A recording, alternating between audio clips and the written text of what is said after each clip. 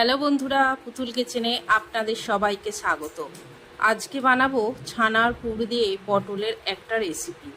বন্ধুদের দেখার অনুরোধ রইল। পটলগুলো ভালো করে ছাড়িয়ে ধুয়ে নুন হলুদ মাখিয়ে রাখবো। পটল থেকে পটলের শাঁসগুলো বার করে নিয়েছি। এবার এর মধ্যে 4টি রসুন কোয়া, একটু আদা, 2টি কাঁচা লঙ্কা আর 2 চামচের মতন পোস্ত দিয়ে এগুলো মিক্সির জারে নিয়ে মিক্সিতে মিহি করে পেস্ট বানিয়ে রাখবো। এবার গ্যাসের মধ্যে কড়াই বসিয়ে সর্ষের তেল দিয়ে পটলগুলো ভালো করে ভেজে নেব। আর একটু কড়াইয়ে তেল দিয়ে মিক্সিতে যেটা পিষে রেখেছিলাম সেইটা হাফ দিয়ে দেবো। তারপর অল্প হলুদ গুঁড়ো, স্বাদ মতো নুন দিয়ে ভালো করে কষিয়ে নেব।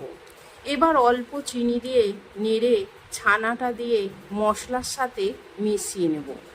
একটু গরম মশলা দিয়ে নেড়ে নামিয়ে ঠান্ডা করে নেব।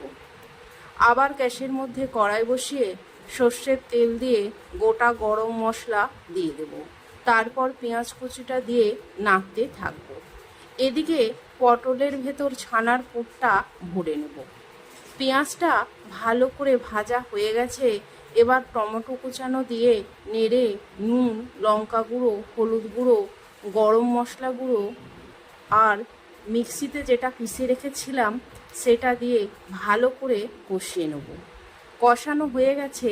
এবার অল্প জল দিয়ে নেড়ে দেব। ফুটে উঠলে পটলগুলো দিয়ে 5-7 মিনিটের মতন মিডিয়াম আঁচে রেখে দেব। মাঝে মাঝে একটু করে নেড়ে দেব। 7 মিনিট পর নেড়ে একটু ঘি দিয়ে নামিয়ে দেবো। যদি আমার এই রেসিপিটা আপনাদের ভালো লাগে তাহলে লাইক, কমেন্ট ও শেয়ার করে দেবেন। সাবস্ক্রাইব করতে ভুলবেন না। ধন্যবাদ বন্ধুরা।